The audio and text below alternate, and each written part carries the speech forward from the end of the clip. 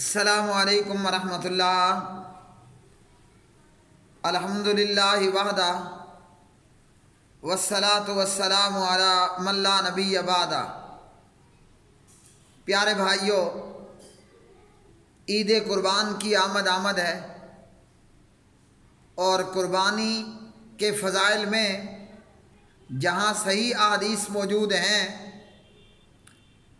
قربانی کے جانور کے تعلق سے، قربان ہونے والے جانوروں کے تعلق سے اور قربانی کرنے کے تعلق سے جہاں صحیح احادیث موجود ہیں، وہیں پر بہت سی بے بنیاد، من گھڑت، موضوع، مرسل، منقطع روایات کو بھی بیان کر دیا جاتا ہے۔ ہر مسلمان کے لیے ضروری ہے کہ حضور نبی کریم صلی اللہ علیہ وسلم کی طرف وہی کچھ منسوب کرے جو پیارے نبی جناب حضور نبی کریم صلی اللہ علیہ وآلہ وسلم نے فرمایا ہو، آپ نے بتلایا ہو۔ جو بھی ہم بیان کریں وہ حضور نبی کریم صلی اللہ علیہ وسلم سے ثابت ہو۔ اس سلسلے میں جناب نبی کریم علیہ الصلاۃ والسلام نے ہمیں بہت زیادہ وعید سنائی ہے، صحیح بخاری کے اندر اور صحیح بخاری میں، اس کے علاوہ دیگر احادیث کی کتابوں میں۔ بخاری میں 109 نمبر کی روایت، نبی علیہ الصلاۃ والسلام فرماتے ہیں: من یقل علی ما لم اقل فلیتبوأ مقعدہ من النار۔ اور اسی طرح فرمایا: من کذب علی متعمدا فلیتبوأ مقعدہ من النار۔ جو بھی شخص میرے متعلق وہ بات کہتا ہے جو میں نے نہیں کہی، جو بھی شخص مجھ پر جان بوجھ کر جھوٹی بات میری طرف منسوب کرتا ہے،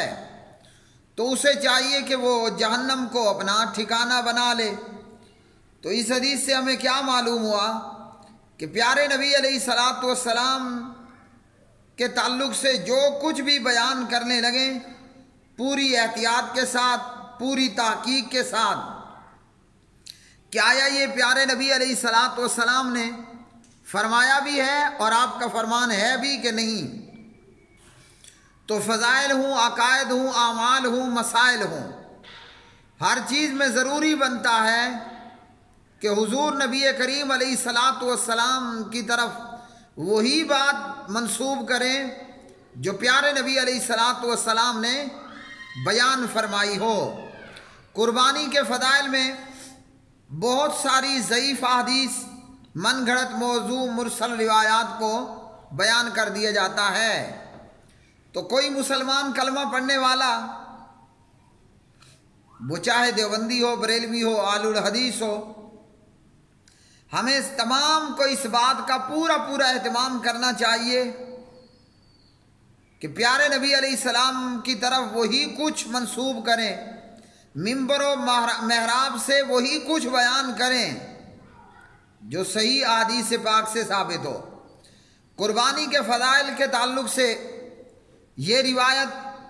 جو کہ ابن ماجہ اور ابن ماجہ کے علاوہ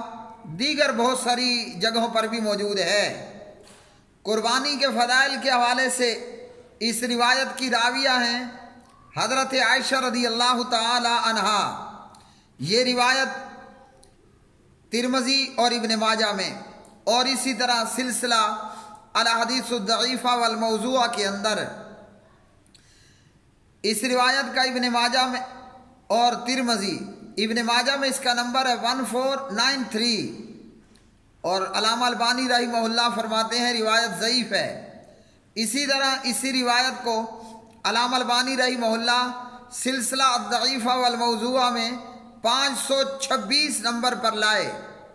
اور یہ روایت بوجہ ارسال، بوجہ انقطاع، مرسل اور منقطع ہونے کی وجہ سے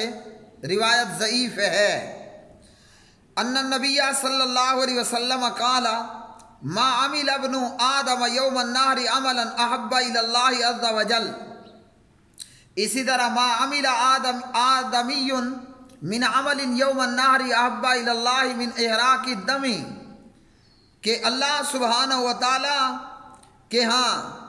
قربانی کے دن ابن آدم کا کوئی عمل ایسا نہیں ہوتا جو اللہ کو خون بہانے سے زیادہ محبوب ہو۔ اور فرمایا کہ یہ جو قربانی کا جانور ہے قیامت کے دن اپنے سینگوں، اپنے کھروں اور بالوں سمیت آئے گا، اور فرمایا کہ جانور کا خون زمین پر گرنے سے پہلے اللہ کے یہاں یہ قبولیت کا مقام حاصل کر لیتا ہے، لہذا خوش دلی سے قربانی کیا کرو۔ اب یہ قربانی کے فضائل میں بیان ہونے والی یہ روایت جو کہ سنداً ضعیف ہے، ابن ماجہ اور سلسلہ الاحادیث الضعیفہ والموضوعہ، تو حدیث بیان کرتے ہوئے پوری تحقیق جستجو کرنی ہے کہ یہ روایت صحیح ہے یا کہ ضعیف ہے، اور اگر کوئی ضعیف روایت بیان کی جاتی ہے تو ساتھ یہ ضروری ہے بتانا کہ یہ روایت سنداً ضعیف ہے، تاکہ نبی علیہ الصلوۃ والسلام کی طرف